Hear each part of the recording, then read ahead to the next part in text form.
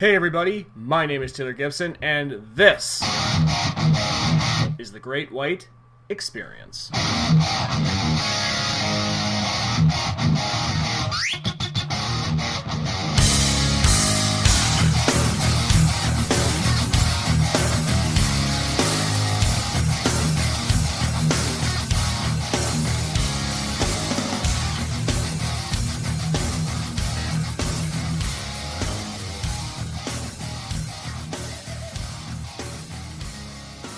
Hey everybody, welcome to the Gr8Wyte Experience, the show where I talk about anything and everything of interest. My name is Taylor Gibson. Thank you for listening. This episode, once again, is a look back and retrospective on another one of my all-time favorite albums, and I'm very excited to have my dad back on the program for a third time to help me with this episode. So, welcome back to the show, Bob. Thank you, son. Third time. Yeah. Thanks very kindly for having me on again. And I'm super excited to have you on because, again, we're talking about another album from a year that I'll talk about later on in this episode. I mean, you got to talk about a year that just, again, 30 years later, all those bands and all those songs are still relevant, still on the radio. The album that we're going to be talking about today is the groundbreaking self-titled album by Rage Against the Machine. I mean, what can you say about this album? I mean, it's ranked as one of the best albums of all time by numerous publications, including Rolling Stone's 500 Greatest Albums of All Time, which in the original ranking was 368 and later shot up to 365 and 211 in 2012 and 2020, respectively. Now, Dan, on this show, like I've talked about in the past about how you were very much somebody who very influenced the way that some of the bands and the stuff that I listen to today. Back in 92, when you were first hearing Rage Against the Machine, I mean, what was your thoughts on a band that was just so ahead of their time? So Rage Against the Machine was up against Tool. Okay. Well, I don't even think Tool was even out yet. I think the only thing they had out was the Opiate. Well, yeah, going forward, I should say, yeah. Mm-hmm. But after they came out of the gates, if you like, they'd have to go up against bands like Tool. So I was just trying to build a bit of a reference point of where Rage was in the big picture, with the non-grunge movement, the non-Athens, Georgia movement, any movement that was big from any area where you had to actually reside in that area in order to come out of it. You know, as they say, riding somebody else's coattails or whatever, right? So, but when I first heard this, I thought, okay, this is interesting, interesting because of the players, right? Well, and we will discuss Tom Morello. I know this for a fact. Even the drumming, I think the drumming's a little bit underrated in this band. I'm always a big component of hearing how the timing sequence is in music in general and how a drummer keeps up to it. So because everybody else has to play along, right? And not everybody is like Gavin Harrison from, King Crimson or people like that. But anyway, so going back to your question, very, very interesting. It drew my attention. I thought, okay, I wonder if this is going to hold up, because that's always on everybody's mind, and I'm sure even in their own mind. But some bands don't really care. They just say, this, I'm doing it for me.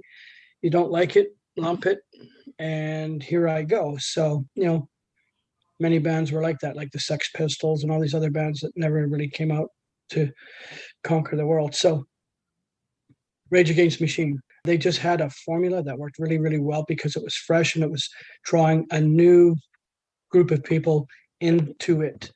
They weren't reinventing something, but they were subconsciously, if I can say that. Yeah, I would agree with you on that. And it's funny that you made a comment there that they weren't really breaking new ground here, because again, when talking about Rage Against the Machine, I don't think of them as being this band that all of a sudden came up with this new sound where you had hip hop with rock influence, because, and we'll talk a little bit about that here in a few moments, but you and I were talking about this off air before we hit record. 1992, in retrospect, 30 years after the fact, you got to talk about a year that it's a really amazing. If you go back and listen to, say, 10 songs that were on the radio at the time, in Mhm. 2022, 7 or 8 of those are still on the radio. So I got to ask, like, when you look back, because you were my age when all this stuff was new and all this stuff was coming out at the same time, like, what was your honest thoughts on that music scene in 92 where you had all this great music coming out one after the other? Okay, that's a great question. I realized at my age in 1992, I wish I was 19, so I could have been more of a part of it, where I was a parent to you, step parent to a couple other kids. And so my lifestyle did not allow me to, hey, let's go down to Seattle and hang out for a couple of weeks and be part of the scene, just kind of feel the vibe, and quote unquote try to be part of the vibe in terms of being a supporter. So on the radio, regardless of who you're listening to, KISM or whatever, CFOX in Vancouver, they were trying to put things in the rotation that were relevant, fresh, and plus sustainable. And back in '92, it was like, oh my God, we've got Stone Temple Pilots, right? I am a huge fan of that band today, as you know, because it's still rock. It's not hip hop. It's not punk. It's not grunge. It's uh, and the reason why I'm alluding to that is because it made the rotation with Rage and with other bands that could be on the radio, but not the same. So now I have a variety of music.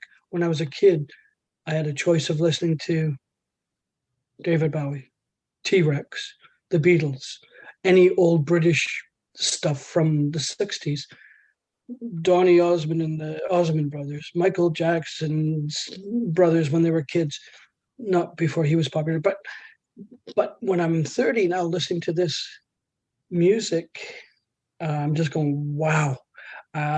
It's kind of like you're thinking to yourself, I think I was born, 15 years too soon.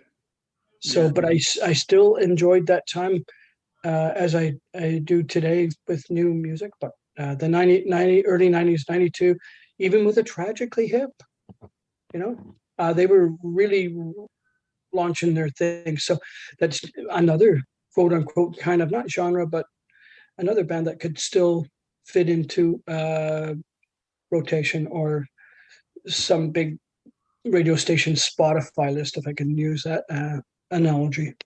Well, I think it's very fascinating because I know people when they hit a certain age, whether it's the late 20s, early 30s, around the time where you were when these bands are coming out, they're kind of stuck in their ways of the bands that they like and the stuff they want to listen to, and they don't really go out of their way to try and find new music. And one thing I've always appreciated about you is that, like, even nowadays, like, if I say, like, hey, Dad, you should check out Royal Blood, you should check out Broken Love, you should check out Love, these bands, and you're listening to it, like, love Royal oh, Blood. this is Yeah, cool. And yeah. I find that very interesting in 1992 that your ear was still in tune with, wow, like, this is really new. This is really interesting stuff. Okay, so a person at my age, right, after listening to the Beatles, after listening to everything in the 70s, 80s, including Motley Crue and all the early electro techno stuff that came out in the late 70s from Germany, Kraftwerk, going into the British stuff.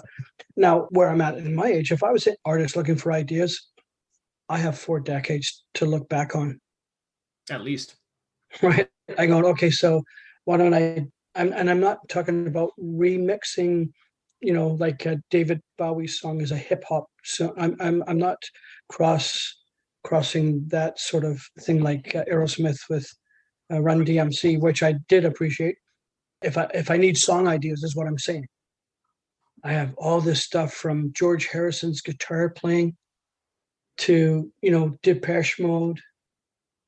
You know, I have just a whole huge palette of ideas I can look back on through the decades of music and how the music has changed. So when it came to the '90s, it almost seemed like a reverting of the '70s. Things seem to go back into rock because, as we all know, the Seattle scene kind of took over the scene, and maybe short-lived, but you know what? if it's all about making money, it's about making money today, not about tomorrow.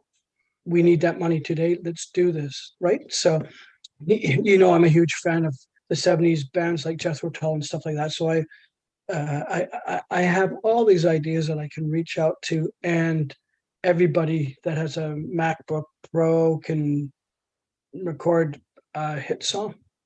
Yeah, and that's a big thing nowadays, especially in the streaming world, where you can have artists that you don't need big recording studios anymore. It's basically if you have a couple $100, you can record an entire album on a laptop. But it's funny that you mentioned that about in the '90s. It seemed like they were going backwards because you listen to bands, especially like Soundgarden. You can hear it in Rage Against the Machine with some of the riffs Tom Morello was doing. Is that they were taking influence from Led Zeppelin. They were taking Sabbath from Black Sabbath. They were taking influences from those kind of bands. Now, I think we should talk a little bit about the album in general, because I find it very interesting. I have the luxury of looking back on this album in retrospect years after it came out, because at the time in 1992, it was very clear by the time that Summer 92 and Lollapalooza 2 first started going out that Nirvana and the Seattle scene and everything that was going on, what was considered alternative, was now the mainstream. Yeah. So a band like Rage Against the Machine comes along, and they could have just been seen as another great band in a long list of bands coming out at the time. And I know that you had this album on cassette back in the day, but now with some of you listening to some of these tracks nowadays, are you listening to it and you're like, wow, like these guys did this in 92? Well, this is the whole thing, right? So to put it into a perspective, like you take bands like Alice Cooper, Iggy Pop, and all the Detroit scene, Bob Seger. These were top performers, okay, from an area like Detroit, and they didn't have the tools like we have today. A, for ideas, B, for recording, and recording fast, mixing and mastering all in a week. No, not back then. Okay, so time is money, right? So now these bands like Seeger and that have been doing this for 60 years, and Alex Cooper and all the rest of it, they don't need that anymore because they've made their money. So listen, when you're listening to these bands, and I can't include Tool in this band in this, because Tool is an exception to every rule. Tool is the Beatles to me of today. Okay, Hendrix was a guitar player. Okay, good guitar player, wowed everybody. Eddie Van Halen wowed everybody, and everyone learned something from that. But now I'm listening to this stuff, like you say, from the '90s, going, wow, these guys, I didn't realize. You miss nuances that make this band really good. And even Rick Beato there has what makes this song great. Did a great one in Killing in the Name of. Right? So he doesn't blow smoke up the bums of the artists. What he does is he says, look at this, listen to this part, listen to this articulation of this guitar work. Jerry Cantrell. I don't think Rick Beato could say enough about Alice in Chains and Jerry Cantrell. He says, listen to this chord progression in here. There's 4 chord progressions overlaying each other in wood. He says, it's amazing. He said, most good guitar players can't even play these chords. They're that difficult. And he's got layers on there. And that's the articulation that I'm not comparing myself to Rick Beato or Jerry Cantrell.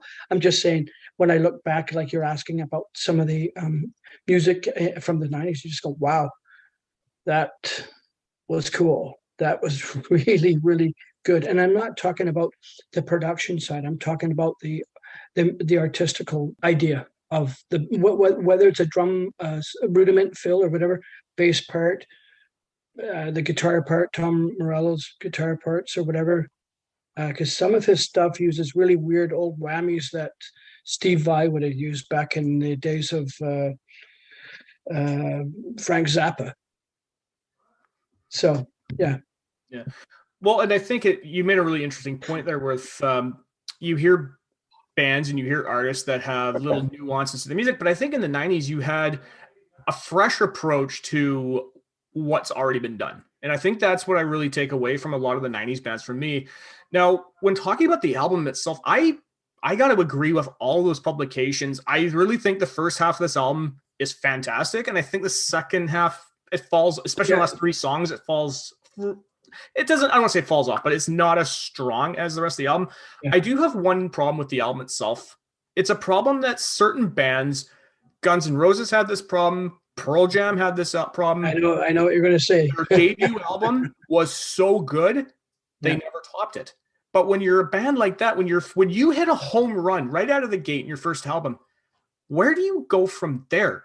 Do you try and top it like Guns did, or you just kind of do your own thing, what Pearl Jam did? Of course, yeah. I think throwing Pearl Jam in that conversation just now, I think is probably the best approach, because Pearl Jam literally have over 100 songs that they can draw from to build a set list today. Okay, whereas even the Tragically Hip did this one time on the Road Apples tour, where they were playing music live that hadn't been released yet, but they were incorporating it into New Orleans is Sinking and extending it in the live version. And 100 Meridian is a song that they did way long before that Day for, or long before whatever that album was. So with Pearl Jam and all these other, they could throw all these things in there, right? So I do have to talk about the album itself. I absolutely, and again, when listeners listen to some of the reviews that we've done here on the show with the albums, I always talk about the production, because the production on this album is just so good. And I gotta really tip my hat to Andy Wallace, who he previously had done Slayer and he had done Nirvana's Nevermind. He had done that album. So there's so many albums. I think I think he worked with Led Zeppelin, did he? Andy Wallace? I don't believe so. On the Presence album? Anyway, sorry. Yeah. I will have to look into that. I'm not too sure, but it really is an album that has stood the test of time, and it just goes to show what great drum sounds and what great instrumentation really helps a band. Now, the big thing for Rage Against the Machine is that everybody will always point to them as being like the start of the rap, rock, new metal stuff that came out in the late 1990s. And I've talked about this in the past. Like, I don't think of Rage being as groundbreaking as people have given them credit, because again, the combination of hip hop and rock music is not something new. I mean, you go back in history. I mean, Blondie was rapping with Rapture, and you were talking about Run DMC and Aerosmith. Public Enemy had Anthrax. You can throw the Beastie Boys in there. There was even elements like you can throw Faith No More, or even Red Hot Chili Peppers in the early days. Yeah. But Rage wasn't the first band to do it, but they were the first band to fully form and present a blueprint for future bands how to do it. Sure. Yeah. Like you say, they allowed the door to be fully open so people could get through and choose which direction they wanted, if they were coming or going, right? So, you were talking about Faith No More. Yeah. Same thing, right? Now, I know you were alluding to production. Production is everything, right? Sylvia Massey, in my personal opinion, is still the best production person on a Tool album. I know I keep saying Tool all the time through all your podcasts. Yep. But, when it comes down to the quote-unquote fifth man, or the George Martin of the Beatles, these decisions have to be made critically, and they have to be made fundamentally by the artists themselves, because the artists are the ones that are selling. And when somebody else brings in their idea and stuff, and the band says, no, I think that's not a great idea. And Tool only split from Sylvia because they wanted to expand and do something different. And they had a great accord on that. They said, yeah, let's agree to carry on. And, you have a lot of choices with the Rick Rubins and all these types of people that you're paying big bucks as an artist, for these people to put your music together for you. And Rick will say, hey, listen, this worked for me for years with System of a Down or who else Yep. he massaged. And, when it came to Soundgarden, I always thought, okay, Soundgarden to me, when I first heard them, is nothing more than Black Sabbath. Nothing more than Black Sabbath. I enjoyed it. And once again, they were okay with that. But you want to be mindful that you don't get stuck in that capsule, right? And you're talking about Rage not inventing or not being the first at or whatever. They were a good template for others to decide if that was a choice of genre they wanted to follow, or say, listen, why don't we make scary movies only for Halloween, not for Christmas, right? Yep. Makes sense. And you can't make a love movie for can't make a Hallmark Christmas movie for Halloween. So, I mean, it's not like you can't try. But when you're talking about the mixture of hip hop and rock music, and again, for the longest time, it's been seen as two of the furthest genres from each other. Yeah. But you never talked about this, is that both genres have a lot more in common than people have given it credit for. They both had attitude. They both were seen as dangerous at the time it first came out. If you think about it, think about Elvis and Jerry Lewis, who passed away, and Little Richard. But even in the late 80s, when groups like NWA and Ice-T and all of these artists started coming out, and it was just like, what? Because now you've got the FBI involved investigating these guys. Yeah. So Body Count. Okay. That's a band I'm surprised I did not mention in my notes here, because again, even with the mixture of hip hop and rock music, by the 1990s, it seemed like it was very clear that, there were certain rappers that wanted to be rockers, and Ice-T very much was that. Was he rapping with Body Count? No, but he had a very interesting way to. In Living Color was another band.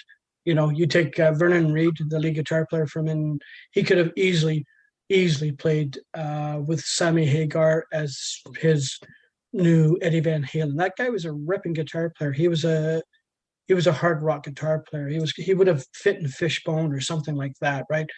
I don't believe he had any desire to break off like some of the rest of them and kind of follow the hip hop thing, right? Like Snoop Dogg is not, in my opinion, that hip hop. He can do anything. Yeah, he seems to be like this guy, and I've always wondered where this switch came, because in the early 90s, he was seen as a very dangerous human being. He had gang affiliations from Long Beach, and now you just see him and it's like, he's just fun Uncle Snoop. Well, everybody likes Snoop Dogg. They relate to him because he's harmless and he can appear on any commercial. Everybody knows him. He's like the Muhammad Ali of music. Muhammad Ali is the most recognized sports figure in the world, and he has been for 40 years, over Wayne Gretzky and, whoever you want to throw in that category. Right. Yeah, right. So when you look at people, it's like Paul McCartney walking on the stage with, I don't know, one of your favorite rap bands. That guy's going to get a standing ovation. He has nothing to do with rap. Yep. The people there probably don't give a pharaohs about the Beatles. However, they appreciate the fact that, Paul McCartney's on the stage. So going back with Rage Against the Machine, like you say, let's see if we can bring these elements into our music and see if it works. It's almost like a prog thing, right? And both sides have always had appreciation for each other. A lot of hip hop artists have always talked about how they would listen to Black Sabbath or Zeppelin or whoever you want, right? And they were like, wow, these guys are amazing. And then on the rock side, you would think that the rock guys were listening to rap going like, no, I don't want anything to do this. But you have Scott Ian from Anthrax who listened to Public Enemy. It was like, okay, these guys are incredible. Yeah. And now he came together and did Feel the Noise. Yeah. And it's funny because, when you're comparing apples and oranges, like you take heavy metal music and you take opera music. You take the Swedish, Norwegian kind of the Siberian Huskies, whatever they're called, transvestite. Trans-Siberian Orchestra. Yeah, thank you. I think I took too many shots to the head there, so I'm sorry. That's all right. So one of the things about opera singing is it fits in heavy metal through the harmonics. So sonically, it works. That's why you can have this 6'2" dark-haired Swedish woman shouting into a microphone, but she would rather do Nana Mouskouri tunes for you or Pavarotti, right? But I don't want to get too. I'm not trying to be stupid. I'm just saying, blending and amalgamating these ideas together, I think is a good idea because it's a new not new. It is a collaboration. It's a fresh approach. It's a fresh approach, and the whole thing about it is there's nothing wrong about it other than someone else's opinion, and we all know opinions are like belly buttons. Everyone has one, and just because Hunter Thompson didn't like somebody in the 70s doesn't mean he wasn't going to put it in Rolling Stone magazine, right? Well, it's funny you mentioned about like even the blending of, say, metal and rock music with opera, yeah, because you would have groups like Lacuna Coil or some of these groups over in Europe, like Finland and Sweden and whatever, and they're mixing the two. So you have that really cool mix of there. Yeah, I forgot about Lacuna Coil. I thought they were kind of neat. They had a really cool sound, man. Oh, they did. And the thing was, once again, they never claimed any fame to creating something. They were just part of something. Like Nirvana, they created a community, not a genre of music. No. With collaboration from other people around Seattle and everything like that. That was the end result, was grunge music. And I don't know who even came up with the term grunge music. And I don't even know if I can describe what grunge music is. Mark Arm from Mudhoney. Yeah, that's right. He was listening. Yeah, I think he was describing somebody and it says, yeah, it sounds like grunge. Fair enough. And I would have to think that someone in their infinite wisdom that coined the phrase for heavy metal. Yeah, because there's always been debate on who coined that, right? Very much so. And it most certainly was not Rob Halford from Judas Priest. And no, he would never, yeah. Now, when talking about Rage, the big thing for me I want to talk about is the impact Tom Morello had on guitar players. Because again, when talking about Rage Against the Machine, Tom Morello for me is one of the major reasons this band sounds the way it does.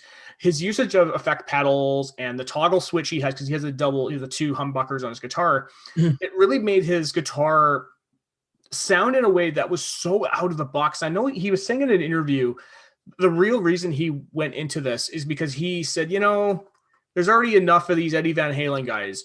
There's already enough of Randy Rhoads, the Shredders, because again, they're coming out of the 80s where every rock band you had to shred. So he was thinking, okay, well, how can I approach this differently? So he approached it in the way that, say, a hip-hop DJ would. He would use his guitars for scratching or keyboard sounds or little squeals that he was using. And that really changed the game. And I know a number of guitar players have cited him as an influence. And he just gained so much respect from other guitarists. Like I remember years and years ago, I read an interview with Slash, and he was asked, he says, oh, who are some of the guitar players that you really respect and you really appreciate? And he goes, Tom Morello. Like you say, when it came to a fresher approach to the guitar playing, like with scratching and trying to be able to play something that you could actually do live at the same time without a backtrack. Yeah. Even playing with backtracks, most bands play with backtracks. So I say boo-hoo to those that criticize people with backtracks. I'm not talking about Milli Vanilli neither. I'm talking about, having a few Pro Tool stems up so you fill the music a little bit more because people are paying big bucks to see shows. So going back to what I was trying to allude to with Tom Morello's scratching and stuff like that with his style, once again, he probably doesn't lay claim to fame about him inventing that. You're absolutely right. The Randy Rhoads, the Shredders, the Eddie Van Halens, Time for something new. Adam Jones from Tool, once again, here we go. Does not shred. Does not shred. And he uses tonal changes, feedback, and everything as hooks in their song, or takes the precedence over a shredding lead guitar part. And the best thing about that is it's easy for those types of players at that level to get back into the verse again of the song after breaking off into some kind of unusual tonal effect of guitar usage, be it volume or pedals or scratching or whatever. Like I say, without using a backtrack, because backtracks are played in real time. That's what just makes things really, really good. Well, I think the lead guitar players of the 90s, they really took this very more simpler approach where, again, their solos served the song. It wasn't like, oh, look at me, I can play 1,000 notes a minute. Like, you look at any guitar player, you look at Dean DeLeo from Stone Temple Pilots, Tom Morello. I would even I know Kurt Cobain's not a great guitar player, but whatever solo he played, it served what Nirvana was trying to do. What you just said there, son, is sometimes what people miss out on. Serving the song, that's what music is about. It's not about self-preservation. It's about serving the song. Play the song, get your message out there.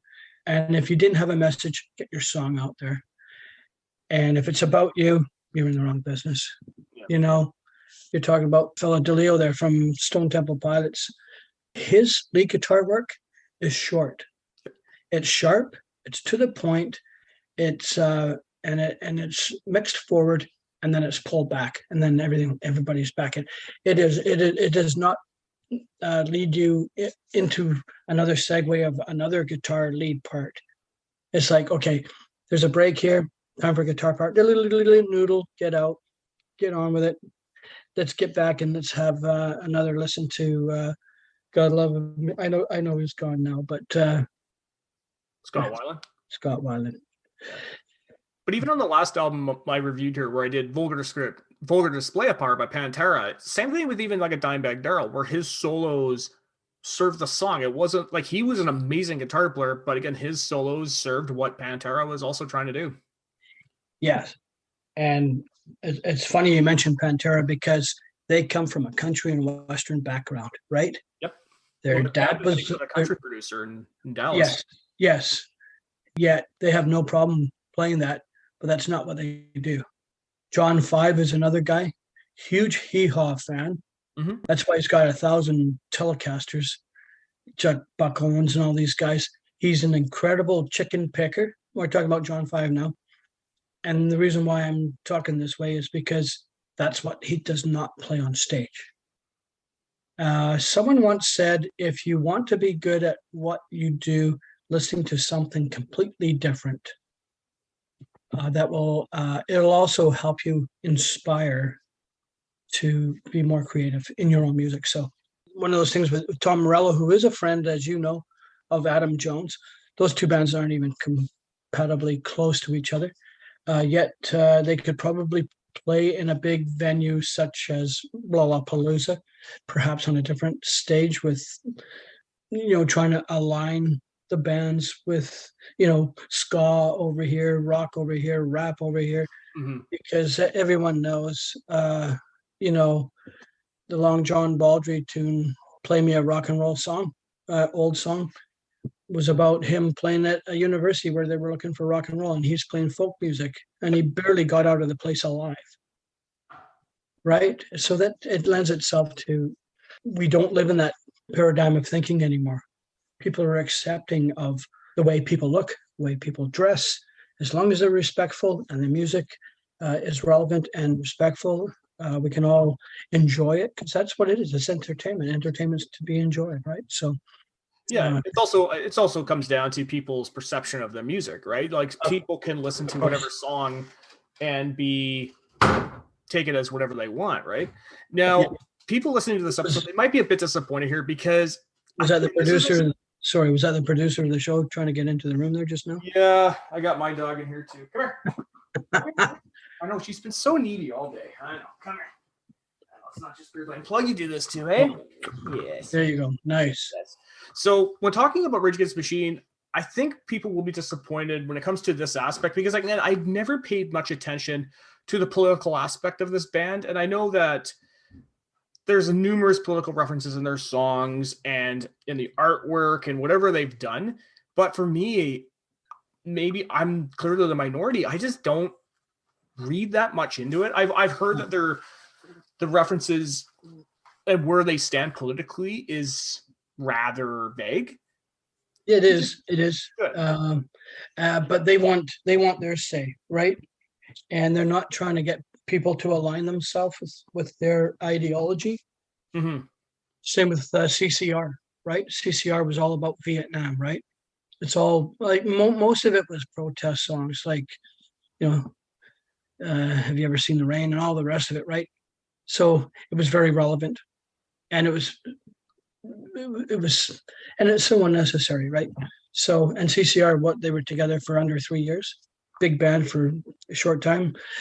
So when you're talking about bands like Rage, I'm going to allude to bands like Queen, the Rolling Stones, all these bands that I think are good, but I don't buy their music because it doesn't hold my attention that much. Yeah. But I know that they're an incredible value to the music scene, and I know what they sound like, and I don't rush out to buy more of the music because I want to know more about them because I've heard enough. Mm-hmm. Well, especially whenever you hear their stuff on the radio, especially say if it's a Queen, right? It's always Bicycle, it's always Bohemian Rhapsody, it's always their hits. But when you deep dive into this band, it's just like, wow, like these guys had some hits. It's like, here's a good example is Leonard Skinner. Leonard Skinner had some deep cuts in their records that you were like, wow, like these guys are talented. And yet they Sweet Home Alabama, which is not a bad song, but it's so overplayed. I just don't want to hear it anymore. Right. So the opening riff for Sweet Home Alabama is done by King, what the hell's his name, who used to play in Strawberry Alarm Clock, a psychedelic band from California. And he was rock. He was not whatever they call that, rock and, sorry, the Molly Hatchet thing and all that 38 Special thing. He was not he was not part of that, right? Was it Southern rock? Yes, Southern rock. He was not part of Southern rock. And in fact, he played that opening riff on a Stratocaster, which he still to this day does not like. He always played an E30 335, right? So all I'm trying to say there is this is a guy from psychedelic rock playing in a now Southern rock thing. And if it wasn't for the fact that Ronnie Van Zant couldn't get along with anybody, he probably would have stayed in the band because he got along with Collins and Rosington, right? Who are two very good guitar players. Brian May, guitar player from Queen. Everybody knows the guy's rock and roll royalty. He really, really, really is. But the thing is people want to hear something fresh now. They wanted to hear Rage. They wanted to see what Tom Morello had in his lunchbox and see if they're eating the right things, because they want to be part of it, or just like grunge, right? Seattle, right? Everybody wanted to be part of it. I think Rage Against the Machine gave the people something else to listen to other than, oh my God, here we go, Teen Spirit again. Okay, great. I've heard this 1,000 times. This is almost tired now, right? It's like John Cougar. I used to like John Cougar till I started listening to 100.3 The Q in Victoria, and now they've played it so much, and I'm almost starting to not like the Tragically Hip anymore. I'm the same way with the hip. It's like they've played Blow It High Dough and New Orleans is Sinking to the point it's just like I don't want to hear it anymore. Yeah, and everyone has YouTube, everyone has Spotify. If they want to hear it, they'll play it, and they have multiple versions of it, and they have other people covering it. So and I get the content, Canadian content aspects of, but you know what? Our Lady Peace. there's a Canadian band. Why don't they beat the crap out of that? When I first heard Starseed, when I heard um, the drumming from that, Taggart's drumming, Mm-hmm. I was addicted to that band, all because of that kid's drumming. And he was a kid. How old was he again? You know more about I this. think he was like maybe 18 Yeah. for that album, 17, 18. Yes, right. Kid, right? And he was literally, they just graduated that week before they did the album or something. Yeah. Great guy too, because we got a chance to meet him in Victoria a couple years ago. Yeah, really, we got him, got an in-person chat with him, and he is Canadian through and through. But I just wanted to go back to how you get drawn into music and listen to that guy's snare shots in that song. I go, I need to hear more now. I was not like that with Queen. The only Queen album I had was Sheer Heart Attack, which is a rockin' album. It is not Night at the Opera. I'm talking about hard rock. I'm talking about Cold Crazy. Yeah. Actually, you know who did a really good cover is Metallica. Oh yeah. Metallica did a really good cover of that song. It's kind of hard to imagine Lars Ulrich playing like, Taylor. I mean, because Taylor's a great drummer. Yeah, Roger man. Taylor's an amazing drummer. Roger Taylor's a major and a very underrated one. Even Ian Pace from Deep Purple said that he really enjoyed Roger Taylor's drumming, and his timing was impeccable. So, but like I say, I needed to hear more about Nirvana. I didn't need to hear more about Queen after Sheer Heart Attack. I did not rush out to get Night at the Opera, which I'm not trying to diminish it by any stretch, as we know. But it didn't hold my interest that much. I love the Rolling Stones with Brian Jones. I love Keith Richards and the rest of it. Start Me Up and all that stuff. I want to hear the old stuff. I want to hear Jumpin' Jack Flash. I want to hear Last Time. I want to hear the Brian Jones British tone stuff. Right? So I want to hear more of Rage Against the Machine now, because it's drawn the mindset of people today going, I want to hear more of that. And if you can leave a stage having people wanting more, you've got something very, very good. I'm not sure if this is a true quote, but I think it was Nikki Sixx of Motley Crue that said that. Keep your fans wanting more when you walk off the stage. Yep. Well, speaking of Motley Crue, Mars retired. Oh, did he? Yeah, and John 5 is replacing him. Oh, now that would be. I would still go see Crue now. Of course we would, because I love John 5.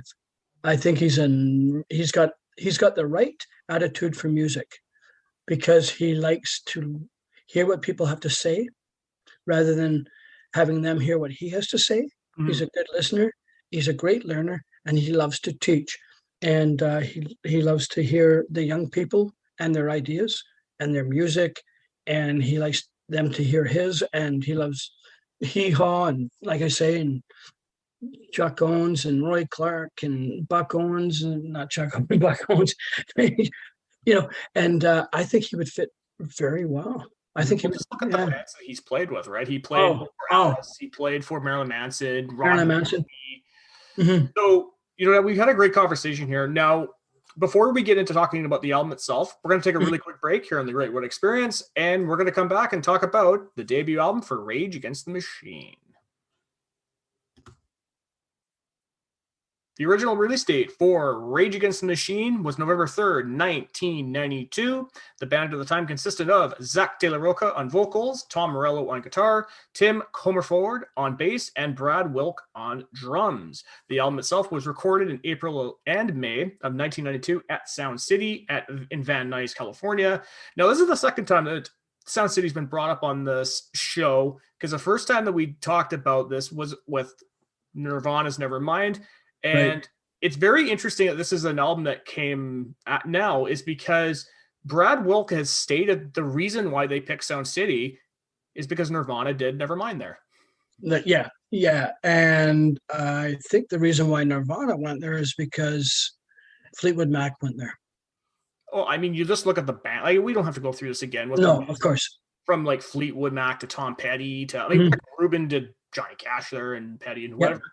The producer on the album was Garth. Now, this might actually spark your interest here, Dad, because the producer itself, this is not only his very first album he ever produced, but he is the son of Jack Richardson, who's a Canadian producer who did Badfinger and Badfinger. Just name a few bands. I know that you, I know you probably have a few thoughts on those two bands themselves. Oh, Badfinger, probably one of my all-time favorite songs. Badfinger, like if anyone's ever heard No Matter What by Badfinger, it's still very fresh and relevant today. People recognize it right away. It's one of those opening riffs like Rebel Rebel by David Bowie. It's very recognizable right away. You just go, oh man, Badfinger. And so the association with the producer you just mentioned here. Once again, going back into that time, the very, very, very early 70s, which the Beatles were just finishing up their thing, and everyone wanted to have that George Harrison kind of guitar sound that he does, like Eric Clapton tried to rip off, and Layla, and they used that in No Matter What by Badfinger, and it's probably the hook to me in that song, right? So producers would pick up on that right away and say, no, man, that's not going to work. That was done already by somebody else, and you're just ripping them off. And people are going to chuck stones at the windows of the record stores that are selling your music just because of that. So if you're trying to move your music, why don't you try this Tom Morello move with his cool stuff? Or the producer will say, hey, man, do that thing you just did. What thing? Kind of like Ozzy saying to Randy, can you do that thing again? That little whatever. What thing is that you're talking about, Ozzy? For God's sake, what are you talking about? That thing you just did, which was the opening riff to Crazy Train. Ozzy goes, now that is what I want. He goes, oh, that stupid thing. Eruption was a warm-up thing for Eddie Van Halen before they... Right? Right? It was a warm-up exercise, right? And then they said, no. Why don't you throw that in there, and then we can make kind of a intro to You Really Got Me With It. Yeah, make something out of it, right? Yeah. Don't just discount that. Like Eddie Van Halen would do 6 tracks and then go, okay, I'll use that one. Right? So where Tom Morello has all these different things that he can bring from his arsenal of sounds and incorporate it into their identity. You hear Tom Morello, right away. Mm-hmm. There you go. That's Rage, right? So this album was also mixed by Andy Wallace, who also did Nevermind. Now it's interesting. I mean, Andy Wallace, you go through his discography of albums that he's done. He did Slayer and System of a Down and Rage Against the Machine. Garbage. But 1992, I mean, he was doing... I meant the band Garbage, not that they were garbage, son. Sorry. He did Bricks Are Heavy by L7. Oh, right. Yeah. He did Fishbone. I think it was Fishbone or Helmet. He did one of those records. Helmet, yeah. So many bands that he did. And this album also produced 4 singles, Killing in the Name of, Bullet in the Head, Bomb Track, and Freedom. Now we're going to kick off this album by talking about the first track, Bomb Track. And this is a song that, while I've always liked, I've never seriously considered it a standout on this album. And I think it's because, for me, the song serves as a great introduction to what the listeners are going to be listening to for the next 45, 50 minutes. No, I have to concur with that, son. Okay, so I feel like a tiny bit of a snob because I keep going and I keep thinking about In the Name, Killing in the Name, right? And to me, it almost felt like they put all their eggs in one basket on that song, right? Because it's the only one that kind of drew my attention, but I still wanted to hear more, Well, they just threw everything at it, right? Yeah, I feel like a bit of a snob about the whole thing, but that's all good. There are things to really appreciate about this song, though. The drum sound. I mean, again, we talked about it with Nevermind. Talked about with Nevermind. We talked about some of the albums. One thing we didn't really talk about: Tim Comerford, the bass player. Right. Oh, yeah. bass attack just comes right Oh, through that mix. it's okay. So the live stuff, I'm not sure what he's using, and it almost is a bit of a Les Claypool approach to boosting the sound. And by boosting it, it kind of self overdrives it through the pre section on the amplifiers, right? Before it hits the heart of house or the mix desk for live performance I'm talking about now. And it's interesting because Angus Young could not get the same tone in the studio as he was getting live. He says, I want that. And what it was he was using cordless, like He's using cordless yeah, hookups. yeah. So they were using God, I'm trying to remember what they were using. Totally changed it. So like by using all these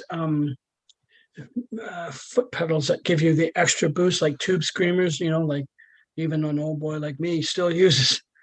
It gives, because bass does not have top end in it traditionally. This is not slap. We're not listening to the beginning of the Jerry Seinfeld show right here. No. This is rock, right? No. We'll definitely talk about Tom Comerford's bass slaps later on in this album. But Yeah. I just think it's such a great introduction, but I think it really goes to show the influence of hip hop in Rage Against the Machine, because this very much is just a presentation of what this band can be, because Zach really is the main piece of this song. Because you hear the song, I mean, Tom Morello's riff's not over the top.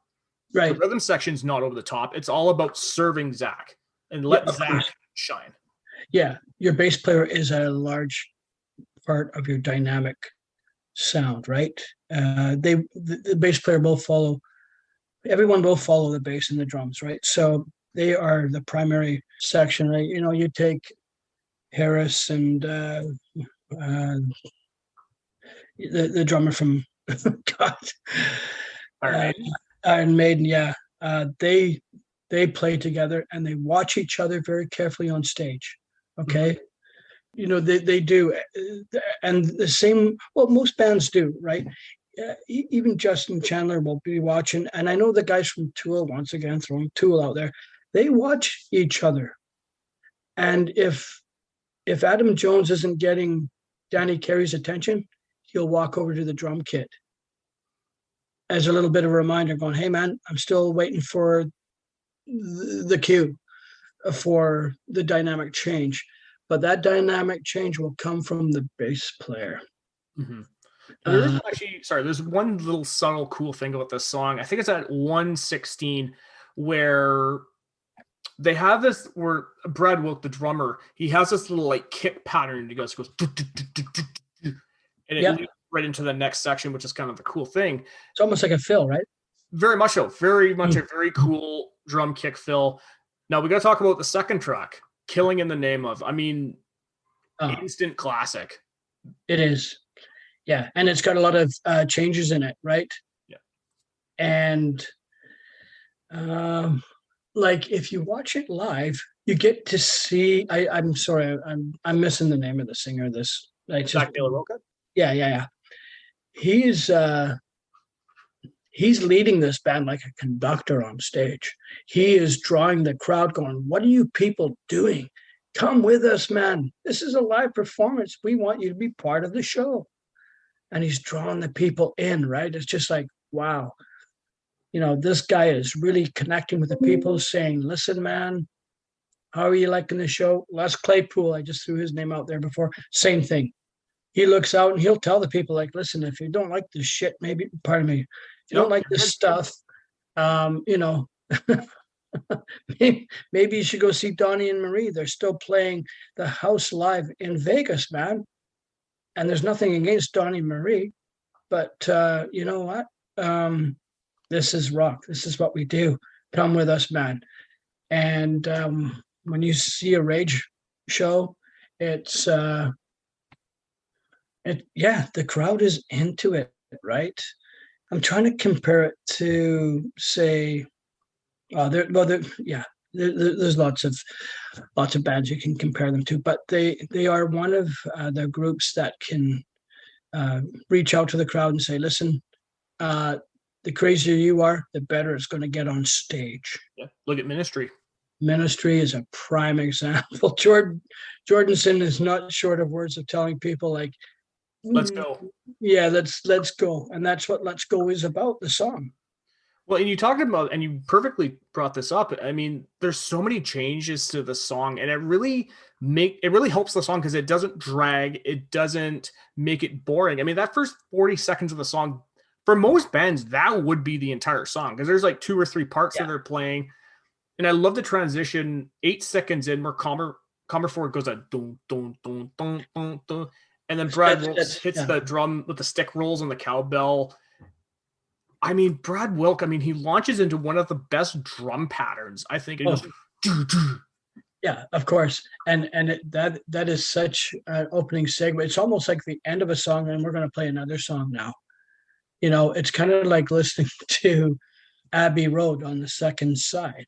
I mean, like the Mean Mr. Mustard and all this other stuff off the Abbey Road is what I'm trying to allude to. But it is no, that sort of thing is really, really good when people buy the CD or the album, say, and they're listening to it and they go, oh wow, that was cool. And then when they go to see it live, they anticipate that, like how we anticipate Lateralis when Danny Carey hits the gong in that show, during their live show.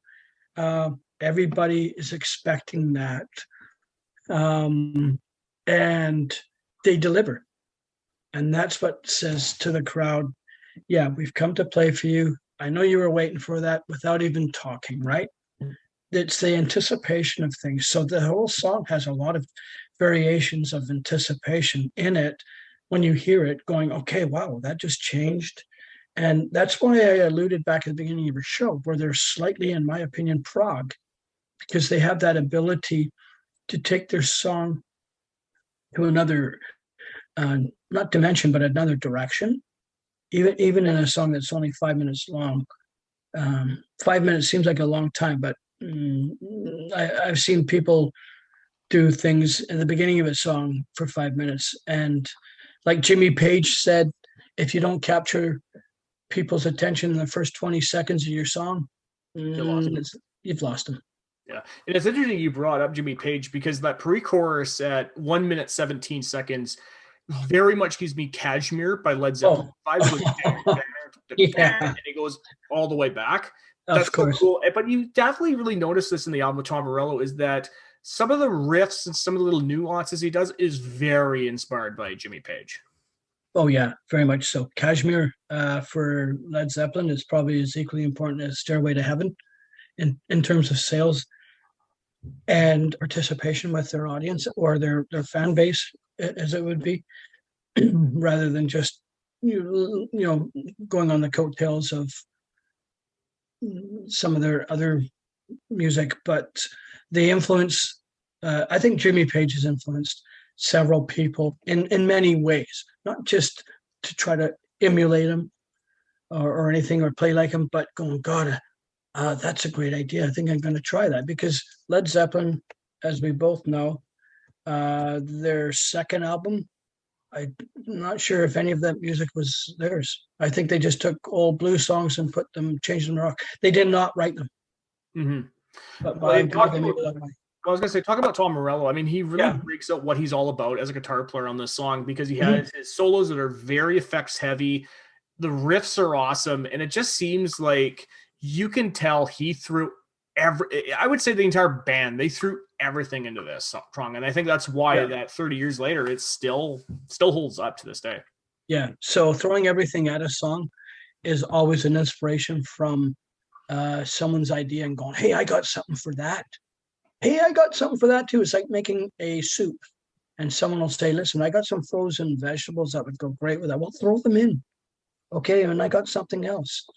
And then people come up with these interesting parts that are inspired by Tom Morello going, listen, I got something for that. Okay. How about this? What do you got? Yeah, that works great. And then the drummer goes, I got something for you too.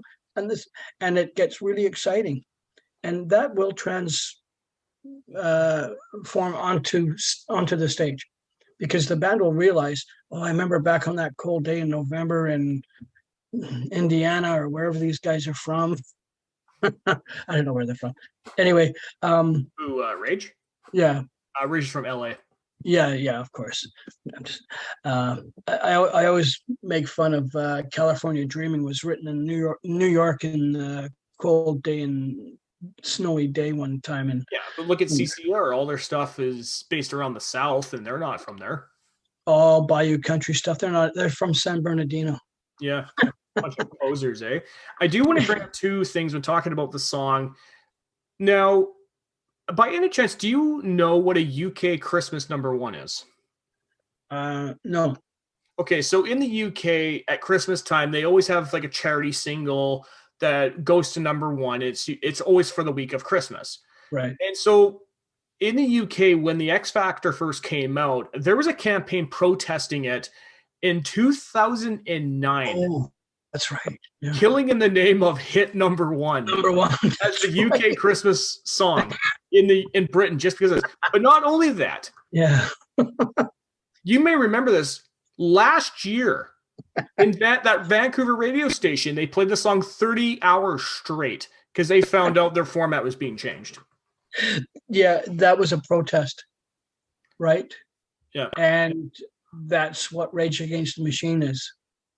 They are raging against the machine, which is the government. I believe that is the undertone to. Well, the song itself, I know, is very much about the Rodney King beating at the time. And that's very much a thing of the album. Yeah. The product of the time was the LA riot, Rodney King, the conservative 80s, everything that was going on there. Now, moving away from Killing in the Name of to track 3, Take the Power Back. Now, this is very interesting because this song here, this is what inspired me to look into sound production. Brad Wilk's opening kick sound, that if you hear it on headphones, it sounds amazing. And you're just like, it sounds like you're sitting right next to it. Yeah, no, you're right. And that's because where it's at in the mix, right? You know, when you're mixing a song, you have 4 quadrants to mix in, right? Because you'll lose sound sonically through kick drums and bass parts. And then they go, oh, what happened to the bass player? Well, the kick drummer just bled that person out. And when you, as a recording engineer, you have the ability to look at the 4 quadrants and leave the center for the vocalists because they are going to go straight through. Mm-hmm. And that's something I really noticed with this track is that Wilk and Comerford on this song, they just cut right through that mix. I mean, Brad's slap bass riff at the beginning is just complemented by Tom Morello because once it hits, once the band starts going, Tom starts playing that on a guitar, and then the band hangs back and lets Zach be the focal point. Yeah. And, you know, you're talking about how amazing it sounds when you're listening to it on headphones through your YouTube channel or on your CD or whatever. They try to replicate that live. The engineers have the ability to do that because they use all kinds of compressors and stuff in the channel mixes and everything for not just the band on stage, which is a totally different mix than what the audience hears. In order for the band to perform successfully, they have to be inspired by the way it sounds, or it won't translate at all. Yeah. So guys like Angus Young will not use in-ear monitors. They want to walk from left to right and hear his guitar playing through Marshalls straight across the stage. And it's incumbent to the mix engineers like Big Mick Hughes, who does Metallica.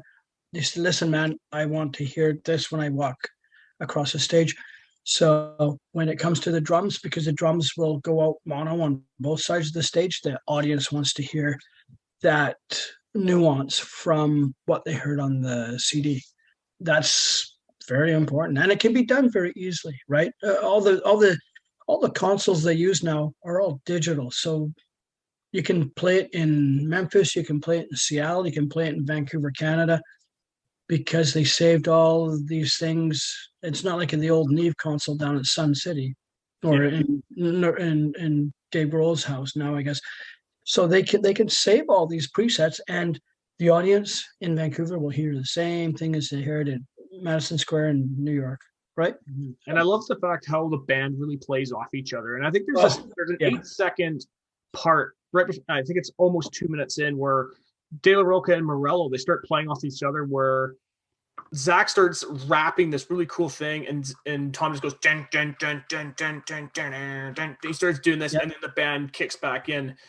I really think Tom Morello, again for myself, shines in this because he shows that he's more than just a guy with effects. And that's the thing that I could really appreciate about him on this album, is that yes, the effects are very cool, but when it goes down to it, you can tell this guy's an absolutely killer guitar player with some of the solos he's pulling off.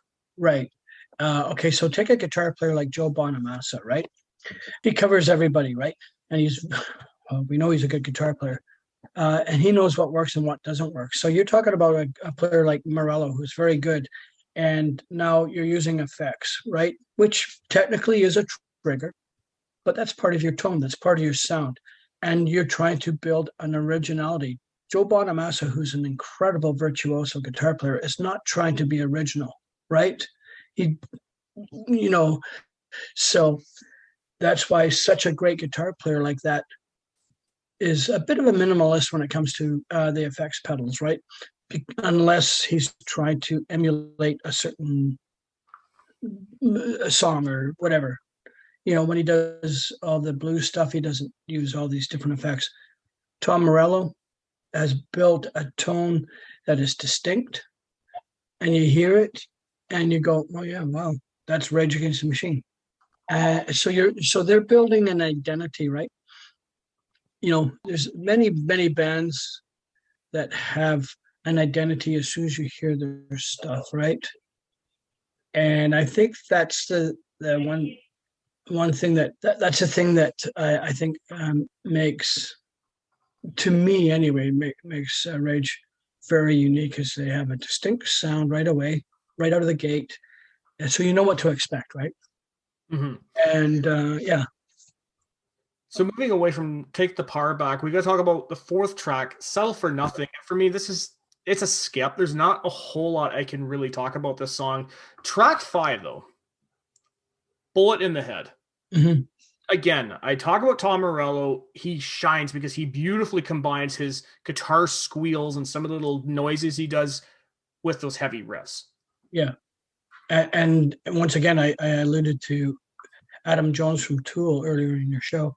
He does the same sort of thing. There's not too many guitar players that will do that. There's actually an old Canadian band called Frank Marino and Mahogany Rush. Total Jimi Hendrix wannabe type of thing. And he was doing biplanes, dive bombing and crashing with a whammy bar. No effects pedals. Hendrix did that, right? There's only one person in rock and roll that everybody else recognizes, right? And that's these dive bomb. Oh, that's Hendrix right away. So when you hear someone using these techniques, as it would be, right away, oh, that's Tom Morello or whatever. That's The Edge from U2, right? Yeah, his arpeggio phase sound or whatever the hell he's doing. Oh, it's incredible. And even look at Zach Wilde with his pinch harmonics, though. That's such a distinct Zach Wilde thing. Totally. And like Zach Wilde said one time, I got to mention this. I think it's notable that he says picking out the best guitar player? No. Best drummer? No. Who's your favorite guitar player? Who's your favorite drummer? He says, because there are plenty and more to come, good guitar players. It's not a competition, man. Yeah. There's something for everybody, including Hank Williams Sr., Roy Clark, and all the different genres. So going back to the originalities of the identity, though, is what I was trying to make a reference to with Frank Marino, Mahogany Rush. And yeah, they were...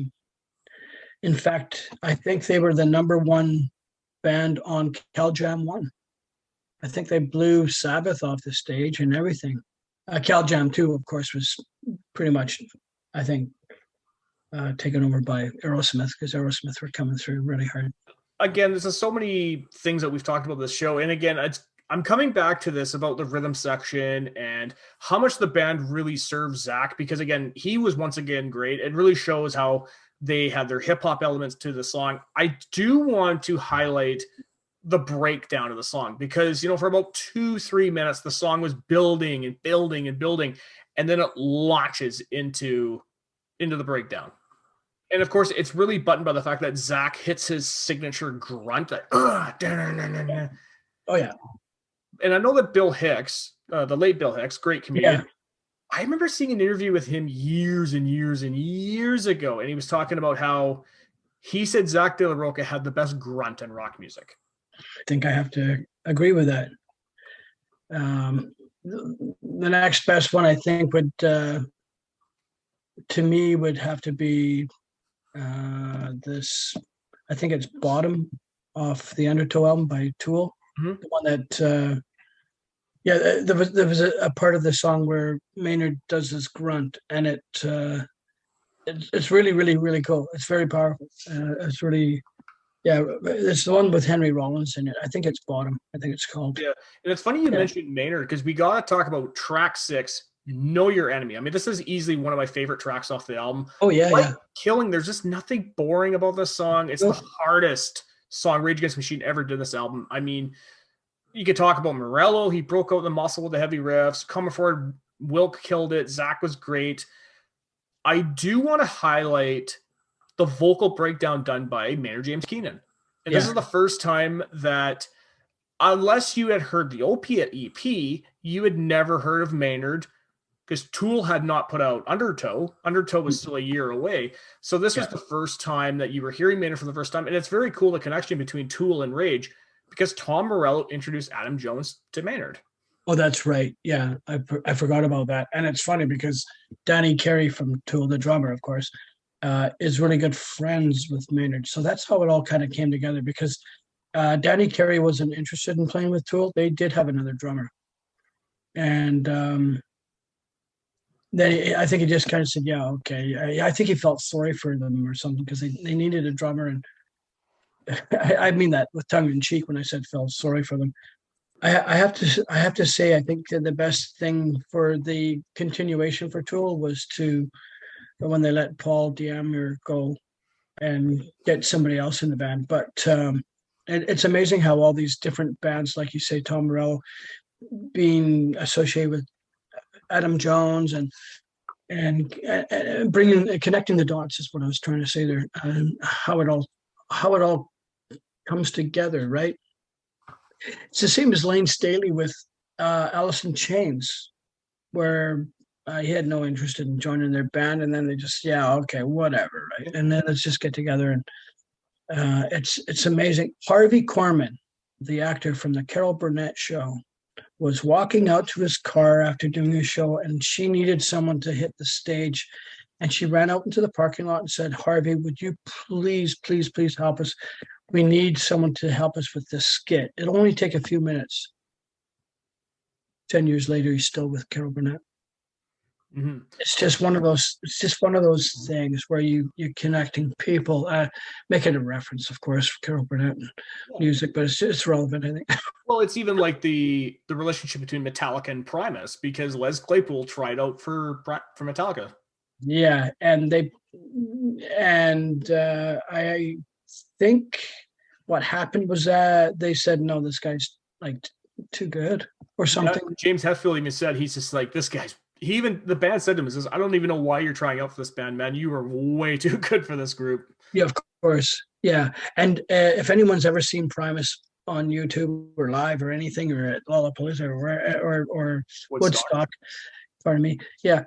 I think people would realize that Les Claypool does not take himself serious. No, he doesn't, especially in interviews where he just kind of seems goofy. He seems like a goofy kind of dude. And I know that, he doesn't take himself seriously. I know years, like in the late 90s, he did the theme for South Park, and he's done a lot of cool stuff with that. But I really, going back to Know Your Enemy, I love the final distorted bass riff and that siren sound Morello does on his guitar. It just, with everything on top of how good that track is, that just puts the button on it for me. Right. Now we're talking about track 7, Wake Up. Cashmere by Led Zeppelin. That's Yeah. exactly what I think of when I hear the intro. Yeah. Yeah. 100%. It has the, like you say, the intro. It has all the flavor. Has all the inspiration. Has Jimmy Page said, "Good people or good musicians borrow, great musicians steal." And they're talking about ideas, right? Not going to 7-Eleven for grabbing stuff off the shelf, right? Um, so whether people say, "Oh, that's a rip off of this, that," or Greta Van Fleet trying to rip off Led Zeppelin, you know what? Hotel California, whatever. Yeah, Jethro Tull song. Yeah, whatever. It's going to happen, son. But the best thing about it, I was going to say, sorry, you look at the rock bands come out in the last, I would say 20 6-7 years, right? Yeah. They have a very fresh approach because again, you had like maybe a half a decade to a decade where rock bands were coming out and they were just not that great. And it was really much like, okay, rock's really dying and this is just sad. And then you hear whether or not you like Greta Van Fleet, they came out, Royal Blood came out. You have all these rock bands nowadays, and it's inspiring. It is. And the best thing about that is, well, actually going back to what you were saying, it's almost like every band that came out, it's like, oh man, this again. More of this, like Mr. Big. It's like more of this, and then then you take the players from Mr. Big. I like Richie Kotzen, we talked about off your show, who is not Mr. Big. He plays something different. But once the whole band was inspired by Paul Rogers, right? From Free, or people would know Paul from Bad Company, or the lead singer from Queen when Queen was touring, right? So anyway, the whole thing about the rock music was just like, oh my God, this again. And why don't we get something fresh? Like, hey, how about Rage Against the Machine? This is really cool, right? So, and the same can be said for certain bands from Seattle. In my opinion, Alice in Chains was not grunge. Tool is not heavy metal. No. Led Zeppelin is not heavy metal. So I think when it comes to trying to find a genre for Rage to be in, I'm a little bamboozled. I'm going to give them a tiny bit of ska. Because I can't seem to fit them into a pocket or a square or something. Well, sorry, I was going to, the connection between Tool and Rage Against the Machine is really interesting, and we talked about that with the last track. This song here, I would not be surprised if Tool took inspiration from Rage Against the Machine, because there was a part of the song that has a buildup very similar to The Grudge. Of course, yeah. I heard that, and I was like, even like the subtle little guitar sounds and how the drum hits and everything. And I'm thinking, oh, okay. Kind of see where that Tool might have been influenced there a little bit. Sure. Yeah. And if people don't know the song, The Grunge, like you're mentioning here, son, it ramps up and then it drops right off and then it goes really, really quiet, almost like it's going to stop. And then it ramps up again. And then it drops off again. It's just like, okay, this is a bit of a peak-to-peak roller coaster thing here. Like, are we waiting for another something going on here? Right. So, yeah. Mm-hmm. And I really like Tom Morello's playing on this one because again, like he has that phased pedal riff at the beginning, but then he breaks into like this funk wah riff, very kind of like Red Hot Chili Peppers-ish. And I'm hearing it. I'm like, okay, did not think this was going to come out of nowhere. And I know you yourself, you're not a big Chili Peppers guy, and I kind of take them for what it is. I think Blood Sugar Sex Magic is a great album, but other than that, I kind of just take Chili Peppers for who they are. Yeah, another band I've never purchased any music, but once again, I appreciate the music, and for all those people that criticize the music, you're just destroying it. And then you end up losing it. So it's kind of like at work when everyone complains about parking, then you lose your parking, you got nowhere to park. That becomes a greater problem than what you had to begin with. So why would you die on that mountain? So Rage Against the Machine, going back to their approach, it's fresh, and it's quite interesting that you can get 4 people in a band to actually come together to come up with something like that, because it is a bit of a Heinz 1957 of a little bit of this, a little bit of that. Yep. It's not all about Strawberry Fields Forever and stuff, right? Where you can taste the flavor of the music by the inspiration of two people rather than a collaborative four people in the band, right? So Ginger Baker did not like Jack Bruce in the band Cream, hated him. Eric Clapton says, give the guy a chance, Jack Bruce is still the number one voted session bass player today, although he's dead. I've always been very fascinated with bands who just can't get along with each other. Like the Eagles were a great example of that. Oasis was a great example of that. You listen to these bands, CCR was a great example.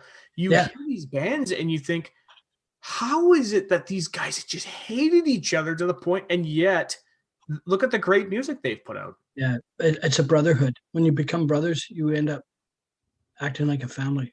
Mm-hmm. Okay, the Kinks, Ray and Dave Davies, prime example. Yeah. Roger Daltrey punched out Keith Moon one time back in '73 or something, knocked him cold. Yeah, that doesn't surprise me. Yeah, because Keith Moon was just such an idiot, right? Mm-hmm. And Daltrey says, Roger Daltrey's only like 5'5". He's not very tall. No. And if you ever watch the Who, pardon me, you'll notice that he does not stand close to Pete Townsend because Townsend's like 6 something, right? Mm-hmm. And Entwistle was tall too. I don't know why I brought his height up, but he just went back to Keith Moon, punched him right out, knocked him out, and I thought, okay, I've had enough of this. So this is going, just talking about how bands don't like Jerry Rafferty. He was a mean person, a very mean person, mean-spirited. When they did, was it Baker Street? Baker Street, yeah. Drank a whole case of beer, and the producer said, "No, you're not drinking in the studio. We got to get this done." And he told him, the producer, a few colorful adjectives, and said, "I'll do what I like." Jerry Rafferty is probably one of the toughest-headed Scottish people known in the music industry. No, right? he's the Scottish, eh? The Scottish. Yeah. Now, when talking, sorry, Devin, no, getting back to this album here. Now, the last 3 tracks, this is really where I think the album just kind of doesn't hit the same note for me. Fistful of Steel, kind of the same way. Now, I do like the fact that the opening of the song kind of gives me Tool vibes. I'm trying to remember, I think it was Prison Sex, that somebody has like this weird sound at the beginning. Again, a lot of the same notes that I don't have much notes on these songs, really. I mean, the track 8, there's just a lot of repeat of what we've been talking about with the snare sound was great. I do have to say, though, there's a sound that Morello does, and it is kind of grating. It's kind of a waily sound. I'm not crazy about it. I don't really like the solo that much. It has this weird Steve Vai Satriani sound to it. And that's and I alluded to that a little bit earlier on in your show, and that's the whammy pedal, right? The Bad Horsey by Steve Vai that you're talking about. There's actually a Bad Horsey pedal. Mm-hmm. Just people thought, hey, I'm going to try that. Well, then it gets a little too John Cougarish. You know what I'm saying? It's just a little bit overplayed. It's just like, okay, we get Jack and Diane. Okay, enough already. So track 9, Township Rebellion. Again, I mean, there's not really a whole lot for me to say here. I do love the fact they use the cowbell. That is kind of cool, though. But track 10 here, Freedom. This is a strong way to close the album because it doesn't do anything too over the top because, again, you've been bombarded with all these songs for the last 45, 50 minutes. Yeah. But I mean, Zach De La Rocha, I've mentioned so many times in this episode, that grunt to start off was great. His scream build up at 3:44 was fantastic and just a great way to close out the song and really close out the album. And I got to say, like listening back to this record, I mean, it really goes to show how great this album is for me. And I do want to get your thoughts. I mean, your final thoughts on this record as we've gone through today and talked about these tracks. Okay. So my final thought, I don't know why there's something about the band Prodigy and Rage Against the Machine that have an alignment. And I think if you watch them live, the lead singer from Prodigy, and just the way they engage the audience to be part of the show, uh, fills the band with inspiration to create more music down the road. Or a lot of bands are in the middle of recording and putting together music while they're on tour, right? Because if their label says we want an album a year, well, it's going to take you easy a year to stamp out the last album when you're doing it live, right? To get your product out there. So when you see the engagement of, like, if anyone's ever seen a Prodigy show where the crowd's bouncing up and down like they're listening to Radio Gaga by Queen live at Live Live Aid. That is crowd engagement at its ultimate. I don't think I've ever seen crowd engagement like that, even watching Rammstein or bands like this. When I see Prodigy, not just because the crowds are a little bit smaller venue, but I think when you watch some of the Rage stuff, the crowd's engaged in the same way. And then you go, okay, so what brings that crowd to bounce up and down like that? What are we listening to here? Most certainly it's not Taylor Swift. Nothing against Taylor Swift, by the way. Throw shade at her all I want. Let me tell you, since she came along, it's been tough for Taylors out there. She well, the Taylors have had she's the worst thing to happen to Taylors for the longest time. Thank God we got Taylor Hawkins, rest in peace, because he brought some respect back to the name. Yeah, of course. Good thing. Roger Taylor's still carrying the torch for all the Taylor, and you, son. Yeah. So anyway, yeah. Anyway, my final thoughts on the album. Well done for all the people that were looking for something fresh, and congrats on being relevant, because you can still listen to Hey Jude by the Beatles and it still sounds really good. And it's not out of respect to the Beatles, son, or whatever. It is about this song or the music being timeless, right? It is one of those things. So I'm sure, Conway West's music in 20 years will probably be so far forgotten, but his douchebaggery won't be. Well, you see what he's doing now. It's just like, Jesus, dude. Like, you have some undiagnosed medical stuff going on there. Yeah, no, Adidas cut him loose too, right? Yep. Everyone's cutting them loose, man. Well, they don't. It's just like the Tiger Woods thing. They don't want to. They don't want to be supporting something that other people, like the Dixie Chicks, right? Remember all that? Oh yeah, they totally ruined their career. Yeah, just for being left wing. Yeah. So as we all know, best thing to do is to shut up and play your guitar, just like what's his name from Billy Idol was told. Steve Stevens. Hey, I was thinking about the Billy Idol show with the Cult, and Jamie Stewart, the bass guitar player from the Cult, actually played the guitar on stage with Duffy, and they brought in Chris Hume to play the bass. And Chris Hume came from the I'm going to say Michael Schenker band. So Chris joined up with them, and I was just thinking about this the other day. I thoroughly enjoyed the Cult show more than I did the Billy Idol show, and Steve Stevens is a ripping guitar player. So, absolutely. And once again, if you hear the beginning to any Billy Idol stuff, White Wedding, that right away the song. John Morello's done this with his band or with their band. He does not claim it to be his band, so I take that back. That's my final thought on the band. Is they're a group. They're not an individual artist, son. Well, that wraps up this episode of the Great White Experience. Just a reminder, you can find the show on Twitter at Great White Pod, as well as on YouTube. For this episode, I am your host, Taylor Gibson, and I will see you next time.